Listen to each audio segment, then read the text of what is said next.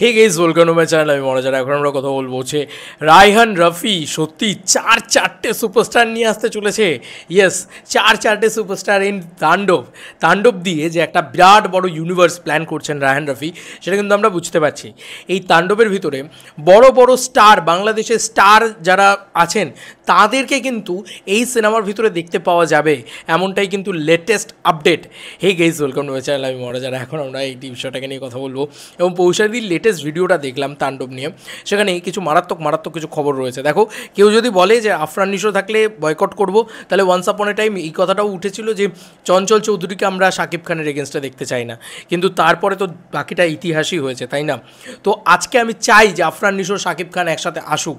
তাই এটাকে কেউ বলো না যে আফরান নিশো থাকলে বয়কট করব। এবং আফরান নিশো যদি সত্যিই থাকে তাহলে সিরিয়াসলি বলছি বাংলাদেশের আগুন জ্বলবে, আগুন। কারণ আফরান নিশোর 20 লাখ টাকার মাল্টিপ্লেক্স কালেকশন, শাকিব খানের 50 লাখ টাকার মাল্টিপ্লেক্স কালেকশন, তার মানে এক দিনে 70 থেকে 1 কোটি টাকার মাল্টিপ্লেক্স কালেকশন আসতে পারে শুধুমাত্র বাংলাদেশ থেকে। মাল্টিপ্লেক্স কালেকশন বলছি, not the official box office numbers. তো সিঙ্গল স্ক্রিনে জাস্ট ঝড় উঠে যাবে।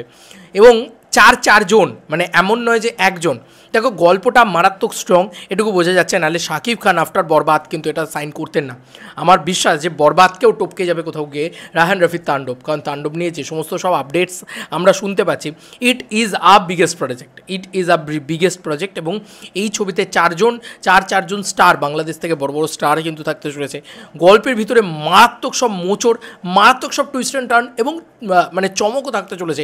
এটা কিন্তু একদম লেটেস্ট রিপোর্ট বলছে এবং লেটেস্ট ইনসাইডার আপডেট বলছে, ঠিক আছে?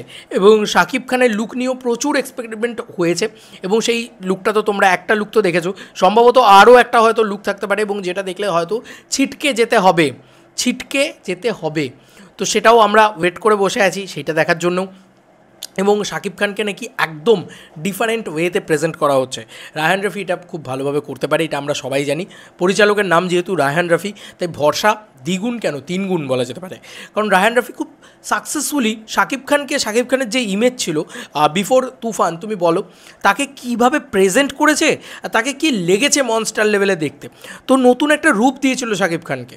তো শাকিব খান না মাটির তালের মতন, তাকে আবার একটা নতুন রূপ দিয়ে আর এক নতুন মূর্তি গড়ার কারিগর হচ্ছে আমাদের সবার প্রিয় সুপারস্টার পরিচালক রায়হান রাফি।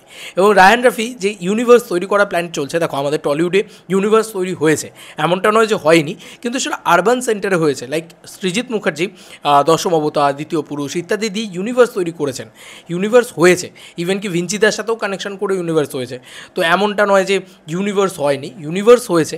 কিন্তু ব্যাপারটা হচ্ছে যে মাস সেন্টারে, মানে দেবদা, জিদ্দা বা এই ধরনের ইয়েতে, ধরো চ্যালেঞ্জ টু এর সাথে ইউনিভার্স, এরকম আমরা কত কিছু তো বলি, কিন্তু অ্যাকচুয়ালিতে সেসব কিছু হয়নি। তো সেই কারণে মাস সিনেমায়, কমার্শিয়াল সিনেমায় ইউনিভার্সটা কিন্তু রায়হান রাফি প্রথম বানাতে চলেছেন বাংলা সিনেমাতে। যেরকম লোকি ইউনিভার্স বলিউডেও রয়েছে, যেরকম স্পাই ইউনিভার্স, কপ ইউনিভার্স, সেরকম রায়হান রাফি সিনেম্যাটিক ইউনিভার্স। এবং এটা নিয়ে অনেকেই আমাকে কথা বলছে, আরে ভাই একটু চ্যানেলটা ঘুরে এসো। অনেক দিন আগে যখন অ্যানাউন্সমেন্ট হয়েছিল তখনই বলে দিয়েছিলাম, মানে অ্যানাউন্সমেন্ট বলতে যখন কথাটা উঠছিল আর কি, তখন আমি বলে দিয়েছিলাম এটা নিয়ে একটা 11 মিনিটের ভিডিও রয়েছে। আমি তো খুব এক্সাইটেড অ্যাবাউট রায়হান রাফির এই প্রজেক্টটা। সিরিয়াসলি বলছি, ঝড় উঠতে চলেছে। ঝড় মানে ঝড়, এটা নেক্সট লেভেলে ঝড় উঠতে চলেছে। আফরান নিশো যদি থাকে, আমি কি চাই জানো? আমি যেগুলো চাই আমি এই ভিডিওর ভিতরে বলছি, কারণ মানে এটা তো আমার পার্সোনাল জায়গা, আমার আড্ডা মারার ঠেক বলা যেতে পারে। সাকিবিয়ানদের সাথে আমি আড্ডা মারতে পারি। আমি পার্সোনালি চাই চঞ্চল চৌধুরী তুফান থেকে উঠে আসুক এবং থাকুক তোমার সুরঙ্গ থেকে, থাকুক তোমার আফরান নিশো থাকুক, এবং ওই সুরঙ্গ আর তোমার তুফান, এগুলো সব না এক জায়গায় এসে মিশুক, ঠিক আছে? একটা ইউনিভার্সের ভিতরে হোক, রায়হান রাফি সিনেমাটিক ইউনিভার্স।